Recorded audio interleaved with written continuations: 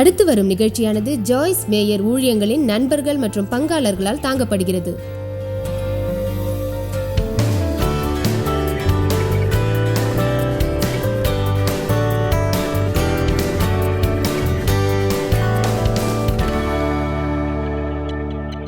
தீமோத்தேயு அதிகாரம் 3. பிதாவே, உமது வார்த்தைக்காக நன்றியோடு உள்ளோம். இன்று அதை இரக்கத்தோடு நாங்கள் ஒவ்வொருவரும் அணுக வேண்டும் என்று ஜெபிக்கிறேன். அது நம் எல்லோருக்கும் அவசியம். அது நமக்காக உள்ளது. உமது வார்த்தை எங்கள் மனதை புதுப்பிக்கவும் வாழ்வை மாற்றவும் நான் ஜெபிக்கிறேன், இயேசுவின் நாமத்திலே, ஆமேன். இதை புரிந்து கொள்ளுங்கள். இறுதி நாட்களில் மேலும் மேலும் கொடிய காலங்கள் வரும் என்று அதை தாங்க முடியாதவர்களாய் மக்கள் இருப்பார்கள். எப்படி என்றால், மனிதர்கள் தங்களை நேசித்து சுய கட்டுப்பாடு இல்லாமல் இருப்பார்கள்.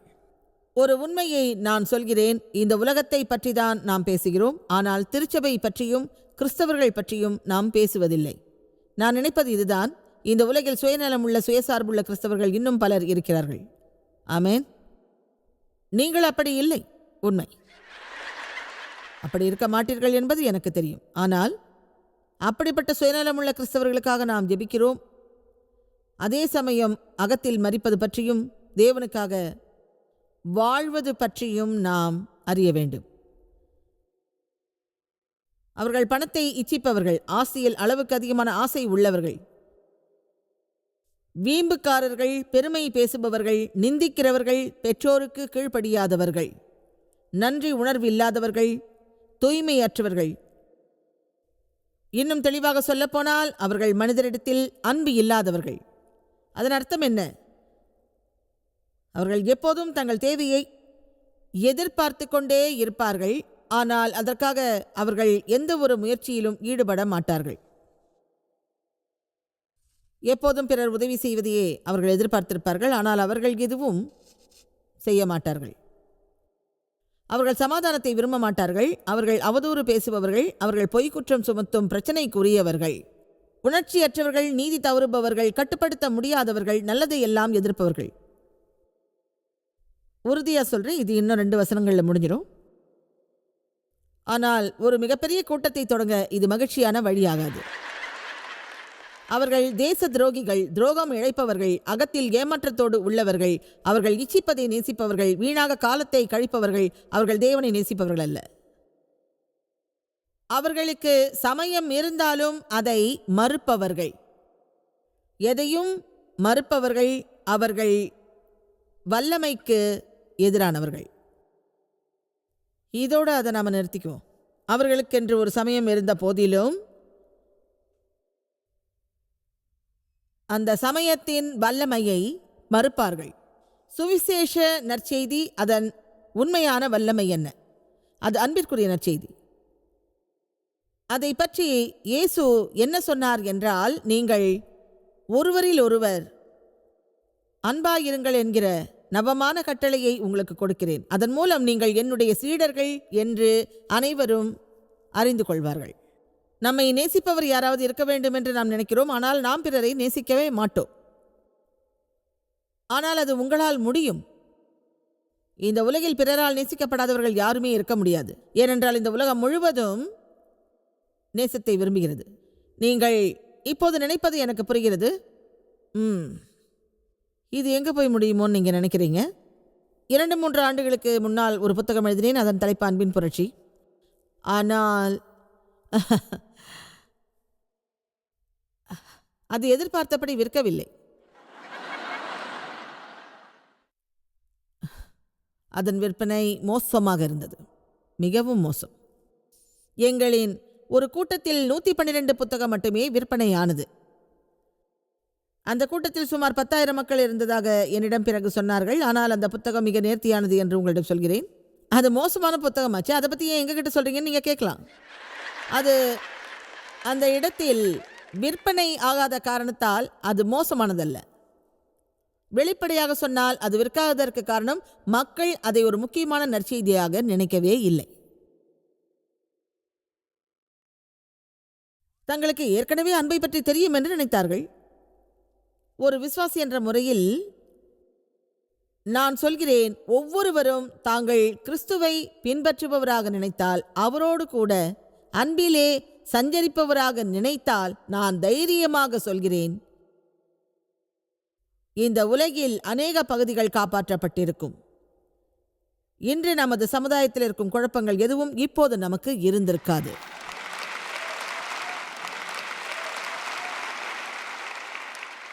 இந்த உலகில் உள்ள அநேக மக்கள் தங்கள் குழப்பத்திற்கான விடையை எதிர்பார்த்து உள்ளார்கள். அவர்கள் நிலைப்பாடு ஆவிக்குரியதாகும். அந்த குழப்பத்திற்கான விடை என்னவென்றால், இந்த சமுதாயத்தில் உள்ளவர்கள் அனைவரும் கிறிஸ்துவின் பிரதிநிதிகளாக இருக்க வேண்டும். வறண்டு போன மரித்த சமய பற்றுகளை கைவிட வேண்டும். நமது வாழ்வில் தேவனின் குணத்தை அவர்கள் பெற வேண்டும். ஆவியின் கனியில் சஞ்சரிக்க வேண்டும். அதற்கு எதிராக எந்த ஒரு விதியும் இருக்க முடியாது என்று வேதம் தெளிவாக சொல்கிறது. நாம் அன்பின் வழியில் நடந்தால் மக்களிடம் எந்த ஒரு தவறையும் நம்மால் எந்த நிமிஷமும் காண முடியாது. ஒரு குறிப்பிட்ட காலம் வரை அதை நாம் முயற்சிக்கலாம். அது கடினமான இருதயத்தையும் குளிர்ச்சியாக்கிவிடும். ஆனால் அது ஒரு உண்மையான அன்பாக இருக்க வேண்டும். எனவே எது உண்மையான அன்பு என்ற தலைப்பில் இன்று நான் பேசுகிறேன். சில பத்திரிகைகள் உள்ளன. மெய்யான அன்பு, மெய்யான காதல் என்பது பற்றி கூறுகிறது. மெய்யான அன்பு என்பதும் மெய்யான காதல் என்பதும் உலகில் இருந்தால் அதற்கு எதிராக ஒரு போலியான காதலும் இருக்கும். எனவே உலகில் நல்ல ஒரு அன்பு இல்லை என்று கூறுவது சரியல்ல. அதனால் எதுவும் நிகழாமல் போய்விடும். அதே சமயம் அது ஒரு விவாதம் மட்டும்தான், அது ஒரு பிரசங்கமாகும். எனவே நமது அன்றாட வாழ்வில் அன்பு வேலை செய்ய வேண்டும் என்றால் அதை நாம் பற்றிக்கொள்ள வேண்டும். ஏன் தெரியுமா? நான் பிசாசின் மீது வெறுப்பாக உள்ளேன். எனவே மக்கள் களைப்படையும் வரை அன்பை பற்றி நான் போதிப்பேன். அதனால் அவர்கள் அன்போடு இருப்பார்கள்.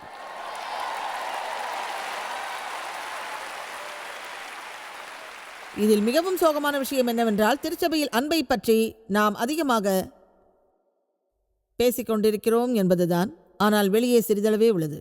திருச்சபையில் ஒன்று கூடுகிறோம், ஒருவரை கட்டித்தழுவி எப்படி சொல்கிறோம், நான் தேவ அன்போடு நேசிக்கிறேன், என் அருமை சகோதரியே, நீ சாகிற வரைக்கும் உன்னை நேசிப்பேன்னு. நீ என்னை நேசிக்காத, நான் அதிக நாள் வாழ விரும்புகிறேன், உனக்கு நன்றின்னு சொல்லுவா. இல்லை சகோதரியே, நீ சாகிற வரைக்கும் நேசிப்பேன். இப்படிதான் நம்ம புரிஞ்சிக்காம பல விஷயத்தை பேசுவோம். எனக்கு ஒரு குழந்தை தேவைப்பட்ட போது நீ எங்கே போயிருந்த சகோதரி? நான் நடக்கிறதுக்கு உதவி தேவைப்பட்டது போது நீ எங்கே போயிருந்த சகோதரா? என் கௌரவத்தை சிலர் கொலைக்க முயற்சி செஞ்சப்போ நீ இருந்திருந்தா அவங்க கிட்ட இப்படி சொல்லியிருக்கலாம், இதுக்கான அருகதை உனக்கு இல்லைன்னு. எப்படியோ நீங்க தேவ அன்போடு என்னை நேசிச்சதுக்கு நன்றி. புரியுதா? அது எப்படி இருந்தாலும் இவங்க ரெண்டு பேரும் பேசிக்கிறதுல இன்னொரு விஷயமும் இருக்கு. நாம் ஒருவருக்கொருவர் தேவ அன்போடு உண்மையிலேயே நேசித்தால், இயேசு விரும்பிய அந்த அன்போடு பிறரை நேசித்தால், ஓ மை காட், திருச்சபை அப்படிப்பட்ட ஒரு அன்பிற்குரியது. ஆனால் அங்கே எல்லா மக்களும் வந்திருக்க இடமில்லை. எனவே நான் அறிந்த வகையில் அதற்கான ஒரே வழி, ஒரு நல்ல காரணத்தோடு நாம் அன்போடு இருக்க வேண்டும். அதை உணரும் வரை காத்திருக்க வேண்டும். அது வரும் வரை காத்திருக்க வேண்டாம். அது சரியா என்று அறிய நாம் காத்திருக்க வேண்டாம். அதை முழுவதும் ஆராய்வோம், ஆராய்வோம், ஆராய்வோம். எப்பொழுதும் அதற்கு முன்னுரிமை தருவோம். ஏனென்றால் நமது மாம்சம் இயற்கையாகவே சுயநலமானது, சுயசார்புள்ளது. எனவே நமது சுயநலத்துக்கு எதிராக ஒரு போரை தொடங்கி இப்படி நாம் சொல்வோம், நான் ஒருவன் மட்டுமே அப்படிப்பட்ட ஒரு வாழ்க்கையை வாழக்கூடாது என்று.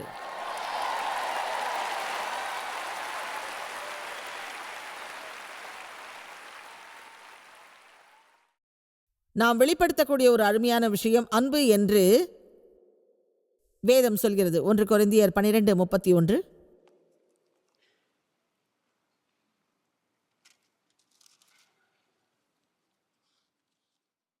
இங்கு வந்திருக்கும் அநேக மக்கள் அவர்கள் பிரச்சனையை நான் தீர்ப்பேன் என்று நம்பி வந்திருப்பார்கள். அது என்னால் முடியும். என்னிடம் மக்களின் பிரச்சனைகளுக்கான ஒரு விடை உள்ளது.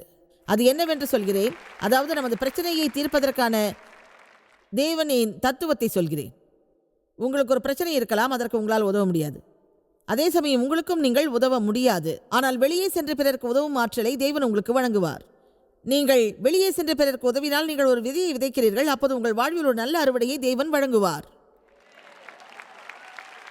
எனக்கு என்னால் உதவ முடியாது, எனக்கு எரிச்சலாக இருக்கும். ஆனால் பிறருக்கு நான் உதவலாம். இப்போது நான் அதைத்தான் செய்கிறேன். அதைத்தான் தேவனும் நம்மிடம் விரும்புகிறார். நாம் உள்ளுக்குள் உதவ அழைக்கப்படவில்லை, வெளியே உதவ அழைக்கப்பட்டுள்ளோம். நாம் உள்ளுக்குள் இருந்தபடி நம்மை பற்றியே தொடர்ந்து நினைத்து நம்மை நாமே ஆசீர்வதிக்க கூடாது. நாம் என்ன செய்ய வேண்டும் என்று தெரியுமா? முதலில் நம்மை மறக்க வேண்டும், நம் மீதான பார்வையை அகற்ற வேண்டும், நம் மனதில் உள்ள சுயநலம் விடுபட வேண்டும், நமது அன்றாட வாழ்வில் பிறருக்கு உதவி அதில் மகிழ வேண்டும். வீட்டிலிருந்து புறப்படும் போதே, நம் வீட்டை விட்டு வெளியேறும் போதே, ஹல்லேலூயா, என்னிடம் உள்ள தண்ணீரை முழுவதுமாக குடித்துவிட்டு பிறகு நான் இப்படி கேட்கக்கூடாது, இங்கே யாருக்காவது ஒரு கிளாஸ் தண்ணீர் நான் கொண்டு வர வேண்டுமா என்று. ஒரு ஃபவுண்டனில் இருந்து சுமார் 500 பேர் குடிப்பதற்கான குடிநீரை என்னால் வழங்க முடியும். அது மிக அருமையான ஒரு விஷயம் என்று நீங்கள் நினைக்கலாம். ஜாய்ஸ் எங்களுக்கெல்லாம் தண்ணி கொடுத்தாங்க. ஆனால் உங்கள் கணவர் உங்களிடம் ஒரு கிளாஸ் தண்ணீர் கேட்டால்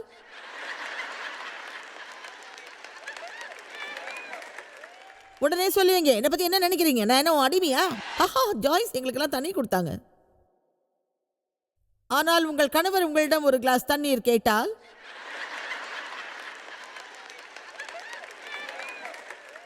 உடனே சொல்லுவீங்க, என்னை பத்தி என்ன நினைக்கிறீங்க, நான் என்ன அடிமையா?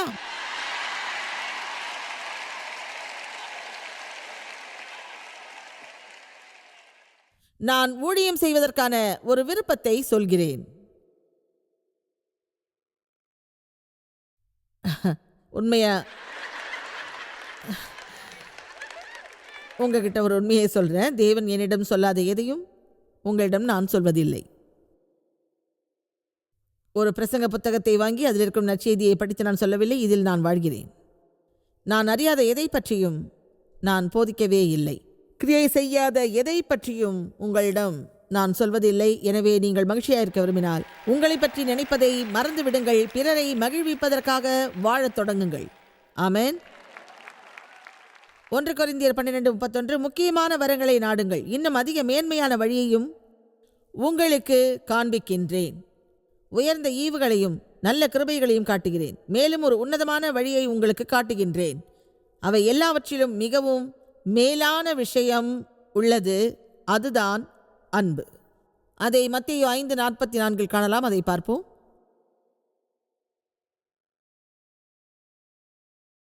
உங்களுக்கு எவ்வளவு பெரியது தேவை என்று நினைக்கிறீர்கள்?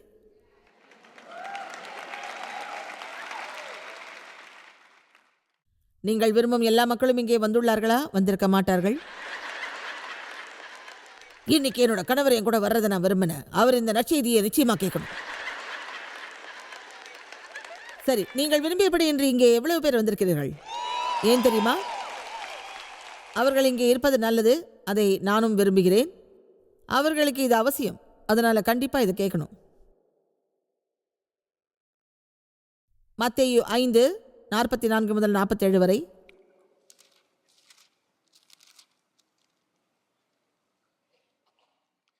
நான் உங்களுக்கு சொல்கிறேன், உங்கள் எதிரிகளை நேசியுங்கள், சபிக்கிறவர்களை ஆசீர்வதியுங்கள், அதனால் நீங்கள் பரலோகத்தில் இருக்கிற உங்கள் பிதாவுக்கு பிள்ளைகளாயிருப்பீர்கள். தேவன் ஏன் அதை செய்ய சொல்கிறார்? நாம் சாதாரண மக்கள் அல்ல என்று பிறருக்கு உணர்த்த வேண்டும். அவர்கள் செய்ய முடியாத காரியங்களை நம்மால் செய்ய முடியும் என்று நிரூபிக்க வேண்டும். அவர் தீயோர் மேலும் நல்லோர் மேலும் தமது சூரியனை உதிக்க பண்ணி நீதியுள்ளவர்கள் மேலும் அநீதியுள்ளவர்கள் மேலும் ஒரு சேர மழையை பெய்ய பண்ணுகிறார். அதை நான் நேசிக்கிறேன். உங்களை நேசிக்கிறவர்களையே நீங்கள் நேசித்தீர்களானால் உங்களுக்கு பயன் என்ன? ஆயக்காரரும் அப்படியே செய்கிறார்கள் அல்லவா? உங்கள் சகோதரரை மட்டுமே வாழ்த்துவீர்களானால் நீங்கள் செய்யும் நற்காரியம் என்ன? ஆயக்காரரும் அப்படி செய்கிறார்கள் அல்லவா? இன்று என் கேள்வி இதுதான். தேவன் பிறரை நேசிப்பது போல் நாமும் பிறரை நேசிக்க வேண்டும் என்று அவரிடம் கேட்க நாம் விருப்பமாயிருக்கிறோமா? ஏனென்றால் அவரை போல் நாமும் பிறரை நேசித்தால் அந்த நேசத்தில் நமக்கென்று சுயநலம் எதுவும் இருக்காது.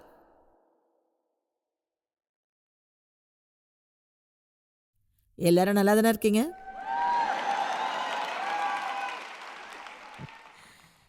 நமக்கென்று எதுவும் இல்லாமல் நாம் பிறரை நேசிக்கும் போது நம்மிடம் உள்ளதை எல்லாம் பிறருக்கு நாம் வழங்குவோம். என் அனுபவத்தை சொல்கிறேன். அது கிறிஸ்துவிடம் மக்களை வரவழைக்கும். கடினமாக உள்ள சில மக்களையும் அது நிச்சயம் கிறிஸ்துவிடம் வரவழைக்கும். அதுதான் உண்மை. என் டிவி நிகழ்ச்சிகளை தொடர்ந்து பார்ப்பவர்கள் என் தந்தையின் கதையை கேட்டிருப்பீர்கள். அவர் என்னிடம் தகாத முறையில் தொடர்ந்து பல ஆண்டுகள் நடந்து கொண்டார். என் தாய்க்கு நடந்ததெல்லாம் தெரியும். ஆனால் அவர் மிக பயந்த சுபாவம் உள்ளவர். என் தந்தை எப்படி கையாளுவதென்று அவருக்கு தெரியவில்லை. எனவே அவர் அதை அனுமதித்தார். அதனால் நான் தவறாக நடத்தப்பட்டு நிராகரிக்கப்பட்டேன். அதன் பிறகு பல ஆண்டுகள் கழித்து அவர் செய்தது முழுவதையும் நான் மன்னித்தேன். நான் வளர்ந்தபோது என் இருதயத்தில் தேவன் அதை வைத்தார். அவர்கள் வாழ்வதற்காக ஒரு நல்ல வீட்டை வாங்கினேன். அவர்கள் இறக்கும் காலம் வரையில் அவர்கள் மீது நான் அக்கறை காட்டினேன். இந்த உலகில் கடைசியாக நான் விரும்பியதை செய்தேன். முதலாவதாக தேவனிடம் நான் கேட்டேன், அவர்கள் எனக்கு என்ன செய்தார்கள் என்று. அவர் சொன்னார், உனக்கு சுவாசம் தந்தார்கள். எனவே நமக்கு எதுவும் செய்யாதவர்களிடமும் நல்ல விதமாக நாம் இருப்பதையே தேவன் விரும்புகிறார். இந்த உலகில் ஆவிக்குரிய போராட்டம் நடத்த அதுதான் சிறந்த வழி. அதன் மூலமாக பிசாசை நம் காலடியில் தள்ளலாம். அன்புதான் ஆவிக்குரிய போராட்டத்தின் உயர்ந்த வடிவமாகும். எனவே மற்றவர்கள் மீது நாம் வெறுப்பாக இருந்தால், அவர்களை பழிவாங்க வேண்டும் என்று நினைத்தால், நமக்கு நாமே செய்து கொள்ளும் மிக மோசமான காரியம் அதுதான். அது நம் வாழ்வை விஷமாக்குகிறது. அதற்கு அடிப்படை காரணம் நமது உணர்ச்சி. நான் உணர்றேன். உண்மையை சொல்கிறேன், என்னை பெற்றவர்களுக்கு வீடு வாங்க நான் விரும்பவில்லை. பிறகு ஒரு குறைந்த விலையில் வீடு வாங்க விரும்பினேன். தேவன் என்னிடம் சொன்னார், நீ ஒரு நல்ல வீட்டை வாங்க என்று. அப்போது ஒரு நல்ல வீட்டை வாங்கும் அளவிற்கு எங்களிடம் பணம் இல்லை. அப்படி வாங்கினால் எங்கள் பணம் முழுவதும் தீர்ந்துவிடும். எனவே அதற்கு தேவ் சம்மதிக்க மாட்டார் என்று நினைத்தேன். அப்படித்தான் நம்பினேன். ஆனால் தேவ் என்னிடம் சொன்னார், தேவன் அப்படி சொல்லியிருந்தா அதற்கு கீழ்ப்படி என்று. உடனே அதை நான் செய்தேன். பிறகு காலங்கள் கடந்து சென்றன. 3 ஆண்டுகள் அவர்களை டாக்டரிடம் அழைத்துச் சென்றேன். அதற்காக நிறைய பணம் செலவழித்தேன். அவர்கள் நன்றாக இருக்க வேண்டும் என்று நினைத்தேன். மளிகை பொருட்களும் வாங்கி கொடுத்தேன். தொடர்ந்து அவர்களை டாக்டரிடம் அழைத்துச் சென்றேன். ஒரு நாள் காலையில் என் தாய் என்னிடம் சொன்னார், உன் தந்தை இந்த வாரம் முழுவதும் அழுதார். உன்னை பார்க்க அவர் விரும்புகிறார். உன்னிடம் ஏதோ சொல்ல விரும்புகிறார். அதுவரை என்னுடைய தந்தை என்னிடம் மன்னிப்பு கேட்டதில்லை. தான் செய்த தவறை ஒப்புக்கொண்டதும் இல்லை. ஒரு நாள் அவர் கண்ணீர் விட்டபடி என்னிடம் சொன்னார், நீ குழந்தையாக இருந்தபோது நான் செய்த தவறுகளுக்கு உன்னிடம் மன்னிப்பு கேட்கிறேன் என்று. அவருக்காக ஜெபிக்கும்படியும் சொன்னார். அப்போது கிறிஸ்துவை ஏற்றுக்கொண்டார். 10 நாட்களுக்கு பிறகு அவருக்கு ஞானஸ்நானம் செய்தோம். நான் பலமுறை சொல்லியிருக்கிறேன், நான் ஒரு வீட்டை வாங்குவதாக நினைத்தேன். ஆனால் உண்மையில் ஒரு ஆத்மாவை வாங்கினேன். அதை நான் தவறானபடி சொல்லவில்லை. அப்போது கிறிஸ்து எங்களுக்கு ரட்சிப்பை வழங்கினார். சில நேரங்களில் அது போன்றவை நம் வாழ்வில் நிகழக்கூடும். மக்கள் அன்போடு இல்லாததற்கு ஒரு முக்கியமான காரணம் அது ஒரு தனிப்பட்ட முயற்சியாகும். அதை நாம் செய்வதற்கு நிகரற்ற விலையை நாம் கொடுக்க வேண்டி இருக்கும். உண்மையான அன்பு நிச்சயம் விலை உள்ளதாகும். அதற்கு நமது நேரமும் முயற்சியும் செலவாகும். அதற்காக நம் வீட்டில் போராட்டமும் நடைபெறும். ஆனால் அது பெருமை கொள்வதாகும். சில நேரங்களில் அந்த பெருமையை நாம் உட்கொள்ள வேண்டியிருக்கும். பிறர் தங்களை சரியாக நினைப்பதைப் போல நீங்களும் உங்களை சரியாக நினைப்பீர்கள். ஆனால் அதற்காக போராடுவதை நீங்கள் விரும்ப மாட்டீர்கள். ஏனென்றால் தேவன் சமாதானத்தை விரும்புவதை நீங்கள் அறிவீர்கள். கவனமாக கேளுங்கள். இந்த கூட்டம் போக போக மேலும் சிறப்பாக இருக்கும்.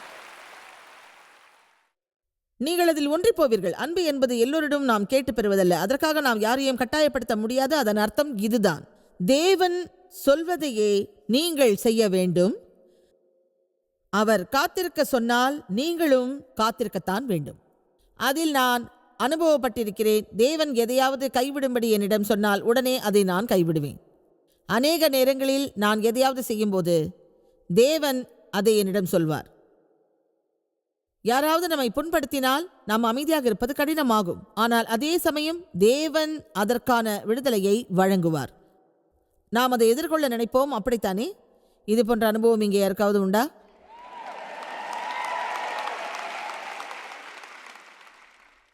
பிறர் சரியான ஒன்றை செய்வதற்காக நீங்கள் காத்திருக்க வேண்டாம். அது பற்றி ஒரு விளக்கத்தை உங்களுக்கு என்று வழங்குகிறேன். நீங்கள் இந்த நற்செய்தியை கேட்கிறீர்கள் என்னவென்று சற்று யோசியுங்கள். எதையும் முதலில் தொடங்குங்கள். அதுதான் மிக சரியாகும். நீங்கள் ஒரு கிறிஸ்தவராக இருந்தால் எதையும் முதலில் தொடங்க வேண்டும். தேவனின் வார்த்தை அறியாதவர்கள் சரியாக எதையும் செய்வார்கள் என்று எதிர்பார்க்காதீர்கள். அவர்களுக்கு எது சரி என்பதே தெரியாது. எனவே நாம் அவர்களுக்கு ஒரு உதாரணமாக இருக்க வேண்டும். எங்களுக்கு திருமணம் நடந்த தொடக்க காலத்தில் என் கணவர் அதற்கு ஒரு நல்ல உதாரணமாக இருந்தார். தேவ் பற்றி வேடிக்கையான கதைகளை நான் சொல்லியிருக்கிறேன். இந்த வார இறுதியில் மேலும் சில கதைகள் சொல்லப்போகிறேன். தேவ் ஒரு புதிய காரியம் செய்துள்ளார். அதை நீங்கள் நம்ப மாட்டீர்கள். இந்த வார இறுதியில் அது பத்திரிகையில் வருகிறது. அதுதான் தேவின் புதிய கதை. ஆமென்.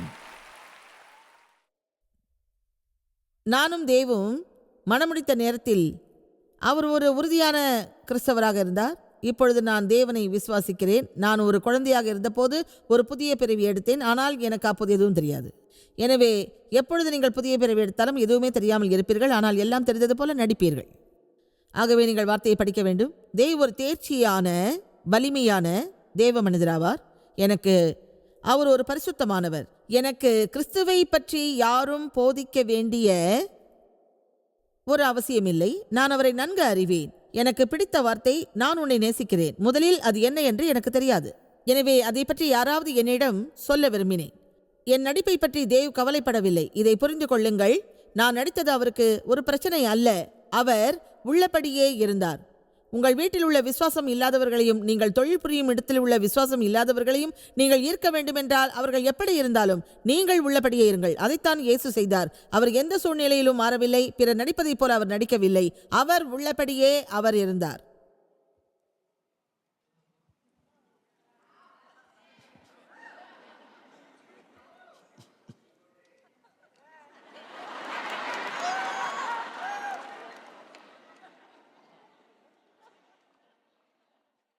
ஓ இயேசுவே, உம்மை போல் நான் இருக்க விரும்புகிறேன். எல்லாவற்றையும் நான் கைவிடுகிறேன். பலதரப்பட்ட சமய பற்றையும் கைவிடுகிறேன். என்னை தவறாக புரிந்து கொள்ள வேண்டாம். என் வாழ்வில் எல்லாவற்றையும் நான் பார்த்து விட்டேன். அதன் மூலம் வெளி உலகை நான் அறிந்து கொண்டேன். பிறகு சில வேத வசனங்களையும் உணர்ந்தேன். உங்களை தேவனுடைய அன்போடு நான் நேசிக்கிறேன். இந்த உலகத்தில் வேற என்ன இருக்கு? நான் சொன்னது போல் எனக்கு நீ தேவைப்படும் போது எங்கே நீ சென்றாய்? என் கௌரவத்தை பற்றி பேசுவதற்காக பிறர் உன்னை தேடும்போது நீ எங்கே சென்றாய்?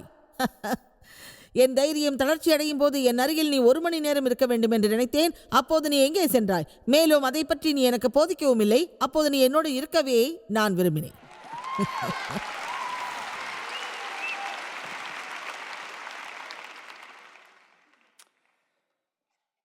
என் புத்தகத்தின் தலைப்பு அன்பின் புரட்சி என்பதாகும். ஏனோ தெரியவில்லை, அதை நிறைய மக்கள் வாங்கவில்லை. காரணம், அதில் புரட்சி என்ற வார்த்தை உள்ளது. பொதுவாக புரட்சி என்பது சமுதாயத்தில் ஏற்படும் ஒரு தீவிர மாற்றம் ஆகும்.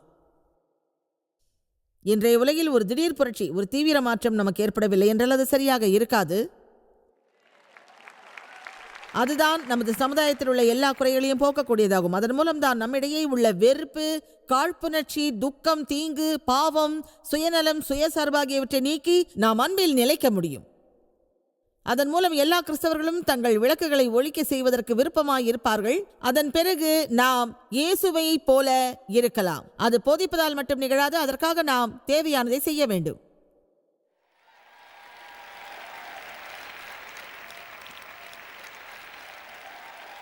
குழந்தைகள் பள்ளியில் விளையாடும் விளையாட்டு படத்தை பார், சொல். நாம் ஒரு பொருளை சொன்னால் குழந்தைகள் அதை காட்டும். பிறகு அதை எல்லோரிடமும் சொல்வார்கள். எனவே ஒரு விசுவாசிகள் என்ற முறையில் நமக்கும் அது தேவைப்படும். நான் படத்தை காட்டுவேன், அது என்னன்னு நீ சொல்லு. மக்களிடம் கிறிஸ்துவின் அன்பை நாம் காட்டினால் அதை பற்றி அவர்கள் சொல்வது மிகவும் சுலபமாக இருக்கும். ஆமென். ஓ, இந்த நற்செய்தியை பொதிப்பதை நான் நேசிக்கிறேன். இதை பற்றி இந்த வாரம் முழுவதும் நீங்கள் கேட்கலாம்.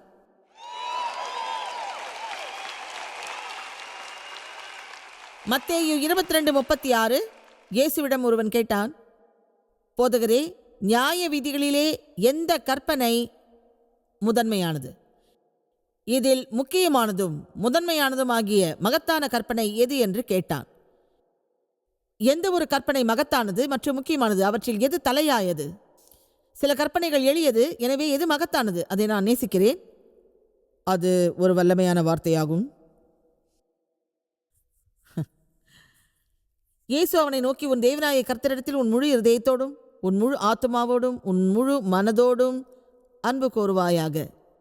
இன்னொரு வசனம் அதை நம் பலம் என்று சொல்கிறது. இது முதலாம் கற்பனை. இதற்கு ஒப்பாயிருக்கிற இரண்டாம் கற்பனை என்னவென்றால், உன்னிடத்தில் நீ அன்பு கூறுவது போல அயலான் இடத்திலும் அன்பு கூறுவாயாக என்பதே. உங்களுக்குள் ஒரு போராட்டம் இருந்தால், நீங்கள் எப்பொழுதும் நிராகரிப்போடு இருந்தால், நீ யார் என்ற வார்த்தையில் நீங்கள் வெறுப்போடு இருந்தால், உங்களுக்கே உங்களை பிடிக்காமல் இருந்தால் அன்பு பற்றிய இந்த நற்செய்தியை சுவற்றில் மாட்டுங்கள், அதை அகற்றி விடாதீர்கள், பத்திரமாக பாதுகாத்து வையுங்கள். அதன் மூலம் ஒரு நல்ல போதனையை பெறுங்கள். எனக்கு இது உள்ளது, பிறருக்கும் அது உள்ளது, எனவே நம்மை நாம் ஏற்போம். கிறிஸ்து அதையே நமக்கு வழங்கியுள்ளார். அதுதான் கிறிஸ்துவில் நம்மை அறிதல். எனவே நம்மோடு நாம் ஒரு நல்ல உறவு கொள்வோம், தேவனுடன் ஒரு நல்ல தொடர்பில் இருப்போம். பிறகு வெளியே சென்று இந்த உலகில் தேவனின் அன்பை அறிவிப்போம். ஆமென். இந்த உலகில் நாம் செய்யக்கூடிய முக்கியமான ஒரு காரியம் என்னவென்றால், தேவனின் முகத்தில் ஒரு புன்முறுவலை நாம் வழங்க அன்பில் சஞ்சரிப்பதை நாம் அறிந்து கொள்ள வேண்டும். அன்பு என்பது அதை பற்றி பேசுவது மட்டுமல்ல, செயலிலும் காட்டுவதாகும். எனவே நாம் அன்போடு இருக்க வேண்டும். பிற மக்களுக்கும் தேவனின் அன்பை உணர்த்த வேண்டும். அதுதான் இயேசுவுக்காக நாம் ஏந்திச் செல்லும் மகத்தான ஒரு அறிவிப்பு பலகையாகும். சங்கீதம் 37:4 வேதம் சொல்கிறது, கர்த்தரிடத்தில் மன மகிழ்ச்சியாயிரு, அவர் உன் இருதயத்தின் வேண்டுதல்களை உனக்கு அளிப்பார். தேவனை விசுவாசியுங்கள், பிறர் முகத்தில் புன்னகையை வரவழையுங்கள், உங்கள் வாழ்க்கை மலர்ச்சி பெறும்.